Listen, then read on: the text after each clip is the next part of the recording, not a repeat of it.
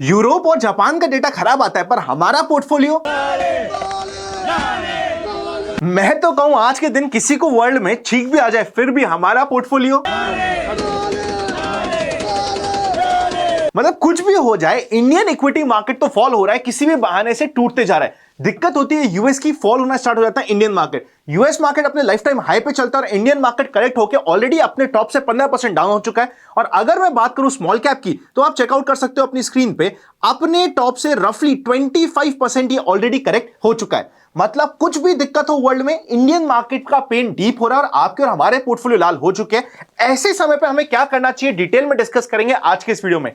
हर एक सेगमेंट में हमें क्या करना है, क्या माइंडसेट से काम करना है और कितना पेन यहां पे हमें और मिल सकता है, सब कुछ डिटेल में कवर करेंगे। बाय द वे, अगर आप अभी तक ये सोच रहे हो कि आज के दिन अचानक से, चाहे वो क्रिप्टो का मार्केट हो या फिर इंडियन मार्केट हो या चाहे वर्ल्ड मार्केट हो, अचानक से सब जगह फॉल क्यों आया, तो उसका सबसे मेन कारण है ये न्यूज।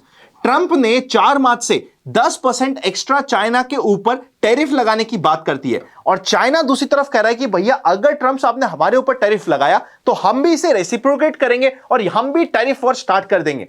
टैरिफ वॉर स्टार्ट होने से हर एक कंट्री पे इंपैक्ट होता है। हो सकता है अभी जिस चीज पे ट्रंप टैरिफ लगा रहा है उस चीज को इंडिया को डायरेक्टली इंपैक्ट ना हो, पर घूम फिर के अगर वर्ल्ड में हर एक जगह ये टैरिफ वॉर स्टार्ट हो गई तो इमीडिएटली शॉर्ट टर्म में 3 से 6 महीने में स्टॉक मार्केट में करेक्शन बढ़ सकता है। ये इंपॉर्टेंट वरीज आ रही है। इंडिया के ऊपर कहा जा रहा है कि $7 बिलियन का यहां पे लॉस हो जाएगा इंडिया को अगर ये टैरिफ वॉर स्टार्ट हो जाती है। इमीडिएटली हर साल का ये लॉस है जो इंडिया के ऊपर बढ़ जाएगा। आई होप आप इसका इंपैक्ट समझ पा रहे हो। आज के दिन अगर आपको जस्ट थोड़ा सा रिलीफ मिलता है तो एज पर रिपोर्ट्स इंडिया के सबसे बड़े इन्वेस्टर्स भी यहां पे लॉस का शिकार बन रहे हैं। आप देखिएगा उनका पोर्टफोलियो भी लाल हो चुका है। फॉर एग्जांपल रेखा झुनझुनवाला जी का पोर्टफोलियो ऑलरेडी 50% से ऊपर टूट चुका है। बाकी सारे नाम भी आप चेकआउट कर सकते हो। इवन मेरे पर्सनल फेवरेट विजय केडिया सर का भी पोर्टफोलियो 20% से ऊपर करेक्ट हो चुका है। तो ये पेन पोर्टफोलियो में करेक्शन का हर एक को फेस करना पड़ रहा है। और यहां पे अगर हम इंपॉर्टेंट पॉइंट्स की बात करें, लास्ट 10 साल का अगर हम डेटा चेकआउट करते हैं S&P BSE 500 का, तो एवरी ईयर रफली यहां पे 10% का करेक्शन तो आता ही। आप यहां पे चेकआउट कर सकते हो पास्ट में। और करेक्शन के बाद वाला 2 से 3 साल जब भी बॉटम आउट होता है वो अगले 2 साल बहुत ही फ्रूटफुल रहते हैं मार्केट में। ये हमें पास्ट का डेटा बता रहा है।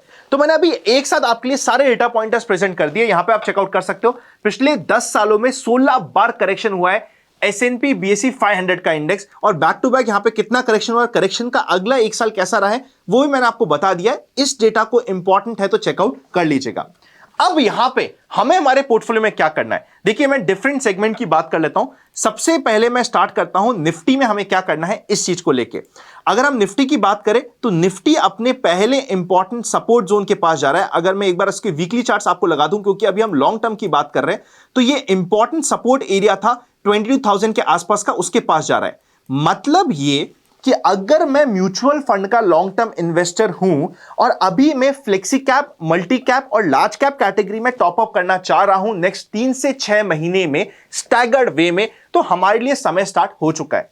क्या मुझे स्मॉल कैप में भी लमसम टॉप अप करने का भी मौका आ गया है? मैं ऐसा नहीं कहूंगा। स्मॉल कैप अभी अपने टॉप से 25% टूट गए हैं, पर स्मॉल कैप में अगर इंटरनेशनल मार्केट में नेक्स्ट राउंड ऑफ सेलिंग आई, मैं डाउ जोन्स आपके सामने लगाता हूं, डाउ जोन्स को अगर आप चेकआउट करोगे तो अभी एज सच मेजर करेक्शन नहीं आया है। अगर डाउ जोन्स में नेक्स्ट राउंड ऑफ सेलिंग आई तो इंडिया में स्मॉल कैप मिड कैप में पेन अभी और बढ़ जाएगा। और स्मॉल कैप मिड कैप में अगर किसी को यहां पे एसआईपी स्टार्ट करनी है तो मिनिमम अगले 12 से 14 महीने में पैसे को स्टेगर करके लगाना इंपॉर्टेंट होता है। बिकॉज असली पेन स्मॉल कैप और मिड कैप में अभी भी अगर मार्केट में नेक्स्ट राउंड ऑफ सेलिंग आती है बिकॉज ऑफ इंटरनेशनल मार्केट, तो वो बहुत डीप होगा। इस पॉइंट को ध्यान रखिएगा।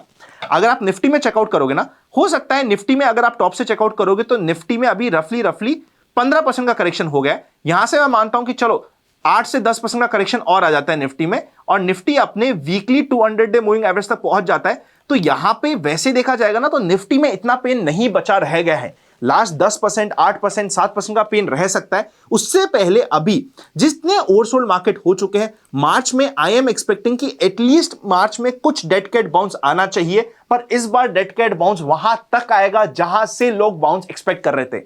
ये मैंने क्या बोला?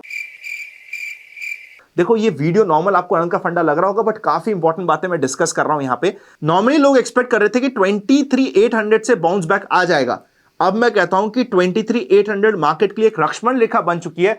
अगर कोई बाउंस बैक आएगा तो सिर्फ यहीं तक का मैक्सिमम आएगा, मतलब 23,500 जहां तक लोग समझ रहे थे कि ये तो बॉटम बन गया है, जो बॉटम बना था, जो सबसे मैक्सिमम पॉइंट का एरिया है, वहां तक के बाउंस बैक कई बार अगर आने हुए तो मार्च में एक बाउंस बैक तो बनता है, मतलब जितना ओवरसोल्ड मार्केट हो चुका है एक बाउंस बैक मार्च में बनता है। पर बाउंस बैक क्या यहां से आएगा या 400 पॉइंट नीचे जाके फिर इतना ही बाउंस बैक देके खत्म हो जाएगा, वो देखने वाले पॉइंट रहेगा। इसीलिए अभी अगर मेरे को टॉपअप करना है एसआईपीस के through, it is a right time. But अगर मैं टॉपअप करना चाहता हूं स्टॉक्स के थ्रू, तो मुझे स्टॉक्स में स्पेसिफिक होके आज के दिन अगर मुझे देखना ही हुआ सेगमेंट, तो सिर्फ लार्ज कैप के ऊपर फोकस करना चाहिए। इंडिया के सिर्फ टॉप 10 स्टॉक या फिर top 25 at max top 50 stocks में अपना एलोकेशन सोचते हुए लगाना चाहिए। ये बेटर स्ट्रैटेजी होती है। ये एक ऐसी स्ट्रैटेजी होती है जहां पे मेरा पेन पॉइंट कम होगा।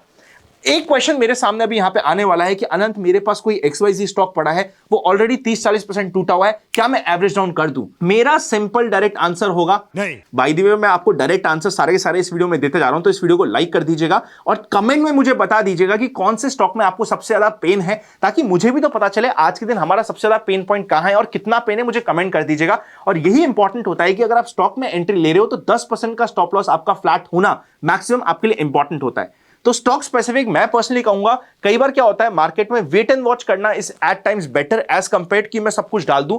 पर क्या यहां पे एसआईपी डबल करने का, फ्लेक्सी कैप लार्ज कैप में टॉपअप मारने का धीरे धीरे, प्रोवाइडेड मेरा टाइम होराइजन यहां से 3 साल स्टार्ट हो गया है time, I personally feel yes यहां पे हमारा टाइम स्टार्ट हो चुका है। क्योंकि मैंने आपको कहा था कि मैं सब कुछ कवर करूंगा। नेक्स्ट मैं आपके लिए क्रिप्टो कवर करने की कोशिश करता हूं। क्रिप्टो में भी एक मेजर फॉल आया जैसे ही टैरिफ की न्यूज आई है। तो क्रिप्टो में जब फॉल आता है ना, वहां पे एक चीज आप ध्यान रखिएगा, अगर मुझे अब जाके अगर मेरी इच्छा है कि यार मेरे को बिटकॉइन में लॉन्ग करना है, तो किसी भी लॉन्ग का हो सकता है आप लॉन्ग टर्म बुलिश हो क्रिप्टो में। बाय द वे क्रिप्टो में कोई भी ट्रेड करने के लिए मैं पर्सनली डेल्टा एक्सचेंज इंडिया को यूज करता हूं, जिसका लिंक आपको डिस्क्रिप्शन और पिन कमेंट में मिल जाएगा, आप जाके चेकआउट कर सकते हो। हमारे लिंक पे हमने स्पेसिफिकली इंश्योर किया है जो भी हमारी कम्युनिटी बन रही है डिस्क्रिप्शन में दिए गए लिंक से अपना अकाउंट खुला रहे, उन्हें एक स्पेशल कम्युनिटी का पार्ट बना रहे, जहां पे मैं कुछ रेगुलरली अपडेट भी करता जा रहा हूं। आप उसका पार्ट बनना चाहते तो जैसे ही डिस्क्रिप्शन में दिए गए लिंक से अपना अकाउंट खुलाए, नीचे एक फॉर्म भी दिया हुआ है, उसको भर दीजिएगा। ऑल्सो अकाउंट खुलाने के साथ साथ क्रिप्टो की और किसी भी प्लेटफॉर्म की रिस्क डिस्क्लेमर को प्रॉपर्ली पढ़ लीजिएगा, वो आपके लिए इंपॉर्टेंट होने वाला है। अगर आप क्रिप्टो में काम करते हैं या फिर क्रिप्टो की किसी भी प्लेटफॉर्म को यूज करते हैं, हर एक प्लेटफॉर्म की रिस्क रहती है, उस रिस्क को प्रॉपर्ली समझ लीजिएगा, उसके बाद ही स्टार्ट करिएगा। हो सकता था कि मैं यहां पे रिस्क की बात नहीं करता, बट रिस्क है तो रिस्क का डिस्क्लेमर प्रॉपर्ली आपको पढ़ना इंपॉर्टेंट है, ताकि आप कोई भी काम करो तो रिस्क को समझते हुए करो। कुछ भी काम बिना रिस्क को समझे करेंगे तो बाद में फंसा जा सकता है, इसको ध्यान रखिएगा।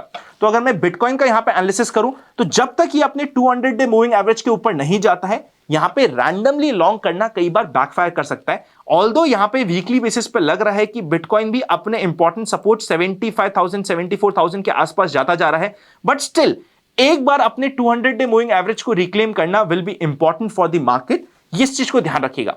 In the same way Ethereum अपने इंपॉर्टेंट सपोर्ट पे आ गया है, पर इथेरियम में काम करने से पहले मैं पर्सनली देखूंगा कि क्या सबसे पहले बिटकॉइन रिक्लेम कर पा रहा है, उसके बाद यहां पे ट्रेड करी जाएगी। बाय द वे हमारा जो चैनल था वहां पे मैंने ये जो स्पेशल चैनल बनाता हूं वहां पे डिस्कस भी किया था, ये देखो फ्लैट बेस का ब्रेकडाउन हो सकता है या ब्रेकआउट होगा। फ्लैट बेस में मत डरो, ये ब्रेकडाउन हुआ और 1:4 का रिस्क रिवॉर्ड रेशियो बना। तो हम ऐसे कुछ नई नई चीजें दिखाते, आप चाहो तो उसका पार्ट बन सकते हो। ये मैंने शॉर्ट आपका क्रिप्टो का भी डिस्कस कर दिया। डेल्टा एक्सचेंज इंडिया का लिंक आपको डिस्क्रिप्शन और पिन कमेंट में मिल जाएगा। प्रॉपर्ली स्टडी करके ही काम करिएगा। 2 इंपॉर्टेंट रूल्स मैं आपको बताता हूं जिसको फॉलो करिएगा। अगर 100 रुपए क्रिप्टो में लगाने हैं तो 10 रुपए से स्टार्ट कीजिए।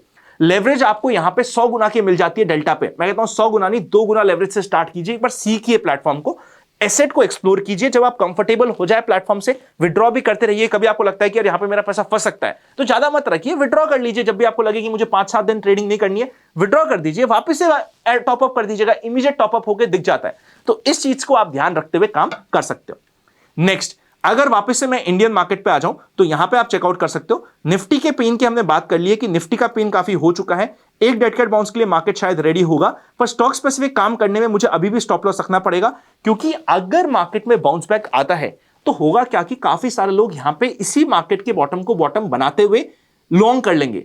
और अगर मार्केट को उन लॉन्ग को ट्रैप करना हुआ तो जो नेक्स्ट राउंड ऑफ सेलिंग आएगी ना, वो बहुत डीप और शार्प होगी। चाहे वो निफ्टी में इतनी शार्प नहीं हो, पर स्मॉल कैप और मिड कैप में चिथड़े उतरेंगे, लोग परेशान होंगे। तो इसीलिए आपको उस चीज का भी ध्यान रखते जाना है।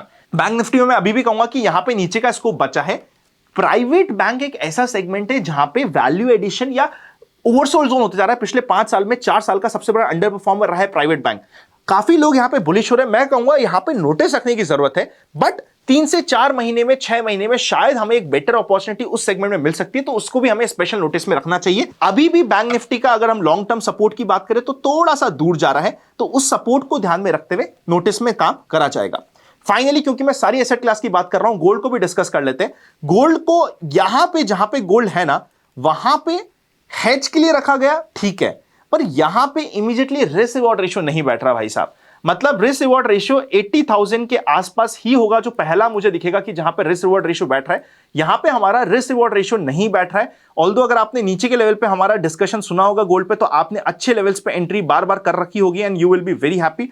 बट अब यहां पे जाके गोल्ड पे रिस्क रिवॉर्ड रेशियो नहीं बैठ रहा है, और अगर मोमेंटम प्ले करना है तो सिल्वर को हम स्टडी कर सकते हैं। सिल्वर में भी मोमेंटम स्ट्रांग है, अगर आप चाहते हो हम सिल्वर को भी कवर करें तो कमेंट कर दीजिएगा।